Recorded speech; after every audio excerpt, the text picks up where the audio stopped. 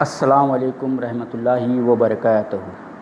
دی Memon merchant ایسوسی ایشن کے زیر انصرام معید المسلمین ہائی اسکول عثمانیہ کالونی پربھنی، میں عظمت خان سرفراز خان جماعت ہفتم مضمون تاریخ سے سبق نمبر 1 تاریخ کے ماخذ کے ساتھ حاضر ہوں۔ عزیز طلبہ، گزشتہ سیشن میں ہم نے تاریخ کے ماخذ اس سبق کے جو 3 حصے ہیں اس کی پہلی قسم مادی ماخذ کا مطالعہ کیا تھا۔ اس سیشن میں ہم تاریخ کا تحریری ماخذ، زبانی ماخذ اور تاریخی ماخذ کی قدر پیمائی اس بارے میں دیکھیں گے۔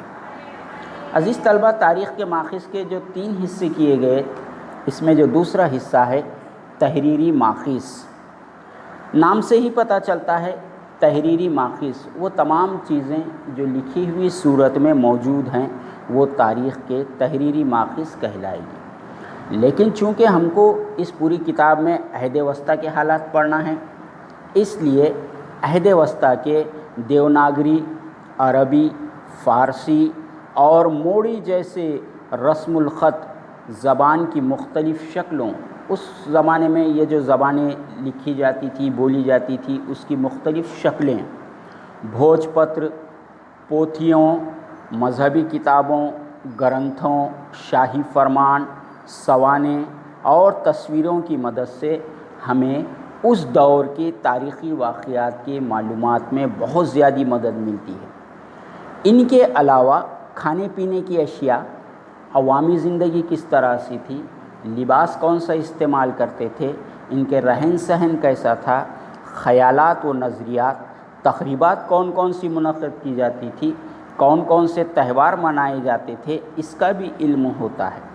ان تمام اشیاء کو تاریخ کے تحریری ماخذ کہا جاتا ہے۔ تحریری ماخذ میں شاہی دربار کے روزمرہ کے کام کاج کی دستاویزات ہیں، شاہی فرمان ہیں، بادشاہوں کی جانب سے کیے گئے فیصلے ہیں، اس کے بعد ہیں شجرے ہیں، یعنی کس کا خاندان کہاں تک چلتا ہے، وہ شجرے ہیں، خط و کتابت و مراسلات ہے، کیونکہ اس زمانے میں خط و کتابت ہی سب سے ایک اہم ذریعہ تھا دوسروں تک اپنی بات پہنچانے کا۔ اس کے بعد ہے تذکرے تواریخ ہیں، جو غیر ملکی سیاح بھارت آتے تھے وہ اپنے سفر نامے لکھتے تھے، ان سفر ناموں میں سے بھی بہت ساری معلومات ملتی ہے۔ گرنتھ سوانح ہیں، تو یہ تمام جو چیزیں ہیں یہ تاریخ کے تحریری ماخذ کہلاتی ہیں۔ عہد وسطیٰ کے زمانے میں 9ویں صدی عیسوی سے 18ویں صدی عیسوی تک بھارت میں بہت سارے غیر ملکی سیاح آئے۔ سیاح مینس ٹورسٹ، گھومنے پھرنے کے لیے لوگ آئے۔ جب یہ لوگ یہاں پر گھومنے پھرنے کے لیے آتے تھے اور جب واپس جاتے تھے تو یہ یہاں کے پورے حالات اور اپنے سفر کی روداد لکھتے تھے، جس کو کہتے ہیں سفر نامہ۔ تو ان کے جو لکھے ہوئے سفر نامے ہیں اس سے بھی جو ہیں تو ہمیں بہت ساری معلومات ملتی ہیں۔ ان سیاحوں میں البرونی، ابن بطوطہ وغیرہ شامل ہیں۔ بابر کی سوان، بابر کی زندگی پر لکھی ہوئی کتاب، کوی پرمانند کی سنسکرت زبان میں تحریر کردہ شیواجی کی سوانح، شری شیو بھارت، اسی طرح مختلف حکمرانوں کی سوان اور ان کے مراسلات، لکھے ہوئے خطوط، خط و کتابت کے مطالعے سے ہمیں ان کی حکومتی پالیسی، ان کا ڈسپلین، نظم و نسق کیسا تھا اور سیاسی تعلقات کس طرح سے تھے، اس بارے میں جو ہے تو معلومات حاصل ہوتی ہے۔ عزیز طلبہ، تواریخ یا تاریخ کے معنی ہوتے ہیں واقعاتی ترتیب۔ البرونی، ضیاء الدین برنی، مولانا احمد یحییٰ بن احمد، مرزا حیدر، بھیم سین سکسینہ وغیرہ کی تحریر کردہ تواریخ ہمیں دستیاب ہے۔ بکھر، یہ دراصل عربی لفظ خبر کی بکھری ہوئی شکل ہے۔ بکھر مہاراشٹر میں وجود میں آنے والی تاریخ نویسی کی ایک قسم ہے۔ ہر دور میں تاریخ لکھی جاتی ہے، تو مہاراشٹر میں جو تاریخ نویسی لکھی گئی اس کی قسم ہے بکھر۔ بکھر کے ذریعے ہمیں اس زمانے کے سیاسی انقلابات، بڑی بڑی تبدیلیاں کیا ہوئی، زبان کون سی استعمال کی جاتی تھی، ثقافتی زندگی کس طرح سے تھی، سماجی حالات کیسے تھے، ان تمام باتوں کو سمجھنے میں مدد ملتی ہے۔ مراٹھی کے زیادہ تر بکھر چونکہ واقعات گزر جانے کے بہت عرصے کے بعد لکھے گئے، اس لیے ان میں اکثر سنی سنائی معلومات پر زور دیا گیا۔ سباسد بکھر، میکاوتی بکھر، 91 نکاتی بکھر، چٹویس کی بکھر، بھاؤ صاحب کی بکھر، کھدیریا کی لڑائی کی بکھر جیسی اہم بکھریں ہیں۔ اب بکھر ہم نے بولے آپ کو کہ یہ مہاراشٹرا میں وجود میں آنے والی تاریخ نویسی کی ایک قسم ہے، تو یہ مہاراشٹرا میں اس طرح کی مختلف بکھریں موجود ہیں۔ اس ضمن میں ہمیں بہت سارے مغربی یورپین کی کتابیں بھی اہم معلوم ہوتی ہے۔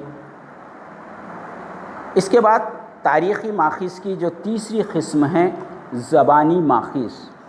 اب اس کے نام سے ہی پتہ چلتا ہے کہ اس کا کوئی تحریری ثبوت ہے، نہ طبعی ماخذ کی طرح کچھ نظر آنے والا ہے، زبانی ماخذ ہے۔ یہ زبانی ماخذ عوامی جو روایت ہے، عوام میں جو چلتا ہوا آ رہا ہے، ان روایت میں نسل در نسل منتقل ہونے والے چکھی گیت، لوک گیت، پواڑے، کہانیاں، دنت کتھا، فرضی حکایت وغیرہ کے ذریعے ہمیں عوامی زندگی کے مختلف پہلوؤں کو سمجھنے میں مدد ملتی ہے۔ اس قسم کے ماخذ کو تاریخ کے زبانی ماخذ کہا جاتا ہے۔ اب تاریخ کے زبانی ماخذ کے زمرے میں یعنی تاریخ کے زبانی ماخذ کسے کہیں گے؟ وہ ماخذ جو نہ طبعی طور پر موجود ہیں، نہ ان کے باقیات ہیں، نہ دیکھنے کو ملتے ہیں، نہ تحریری طور پر موجود ہیں، لیکن نسل در نسل لوگوں کے اندر جو ہے تو یہ چلتے ہوئے آ رہے ہیں۔ ان میں ہے لوک گیت، فرضی حکایتیں ہیں، کہانیاں ہیں، کہاوتیں ہیں، پواڑے ہیں، ابھنگ ہیں، شلوک وغیرہ چیزیں، یہ تمام جو ہے تو تاریخ کے زبانی ماخذ کہلائیں گے۔ تو یہ جو تینوں ماخذ ہیں، ان کی اقسام کے ماخذ کی بنیاد پر تاریخ تحریر کی جاتی ہے، چاہے وہ مادی ماخذ ہو، تحریری ماخذ ہو یا زبانی ماخذ ہو، اس کی بنیاد پر ہی جو ہے تو تاریخ لکھی جاتی ہے، تحریر کی جاتی ہے۔ ایک مرتبہ تحریر کردہ تاریخ میں بھی تحقیق کا کام چلتا رہتا ہے۔ اس تحقیق کے ذریعے نئے ماخذ اور نئی معلومات سامنے آتی ہے۔ ان نئے ماخذ اور نئی معلومات کے مطابق تاریخ کو دوبارہ تحریر کیا جاتا ہے۔ مثلاً ہمیں اپنے دادا دادی، اپنے والدین اور اپنے زمانے کی تاریخ کی کتابوں میں بہت سارا جو ہے تو فرق نظر آتا ہے۔ مطلب انہوں نے اس دور میں جو کتابیں پڑھی تھی اس کے اندر الگ کنٹینٹ تھا، اس دور میں جو کتابیں ہیں اس کے اندر الگ کنٹینٹ ہے۔ تو اس سے پتہ چلتا ہے کہ ایک مرتبہ تاریخ مرتب ہونے کے بعد بھی جو ہے تو اس میں تحقیق کا کام جاری رہتا ہے۔ اس کے بعد ہے سبق کا آخری حصہ، تاریخی ماخذ کی قدر پیمائی۔ تاریخی ماخذ کو جانچیں گے کس طرح سے؟ تو یہ جو تاریخ کے تینوں ماخذات ہیں، ان کا استعمال کرنے سے پہلے کچھ احتیاطی تدابیر لازم ہوتی ہے، بہت ساری چھان بین کرنا پڑتا ہے۔ یہ ماخذ معتبر ہیں یا نہیں، اس کے بارے میں چھان پھٹک کرنا ہوتا ہے۔ ان ماخذات میں اصل اور نقل کے فرق کو تلاش کرنا ہوتا ہے۔ ان میں شامل مواد کے مطابق اس کا معیار طے کیا جا سکتا ہے۔ تاریخ نویس کی صداقت، مطلب جو تاریخ لکھنے والا ہے، مورخ ہے، اس کی صداقت، وہ سچا ہے یا نہیں، کیا اس کا کوئی ذاتی مفاد پر منحصر اس نے تاریخ لکھا ہے، یا اس وقت کے کسی بادشاہ کے سیاسی دباؤ وغیرہ کے اوپر اس نے جو ہے تو تاریخ کو رقم کیا ہے، یہ مطالعہ بھی لازمی ہوتا ہے۔ اس بات کو بھی اہمیت حاصل ہوتی ہے کہ حاصل کردہ معلومات سنی سنائی ہے یا تاریخ نویس نے خود اپنی آنکھوں سے یہ واقعہ دیکھا ہے۔ تاریخ میں مبالغہ آرائی پر بھی غور کرنا پڑتا ہے۔ اس معلومات کا اسی عہد کے دوسرے ماخذ سے مطالعہ کرنا ضروری ہوتا ہے۔ اس بات سے انکار نہیں کیا جا سکتا کہ حاصل کی ہوئی معلومات یک طرفہ، غیر متعلقہ یا مبالغہ آمیز ہو، یعنی بہت زیادہ بڑا چڑھا کر پیش کیا گیا ہو۔ اس لیے اس معلومات کا استعمال نہایت باریک بینی اور صحت کے ساتھ کرنا پڑتا ہے۔ ہمیشہ جانچ پڑتال کرنے کے بعد ہی ان ماخذات کا استعمال کرنا بہت ضروری ہوتا ہے۔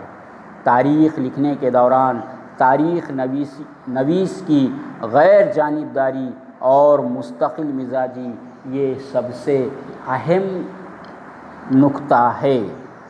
عزیز طلبہ، اس طرح سے یہاں پر یہ سبق ختم ہوا۔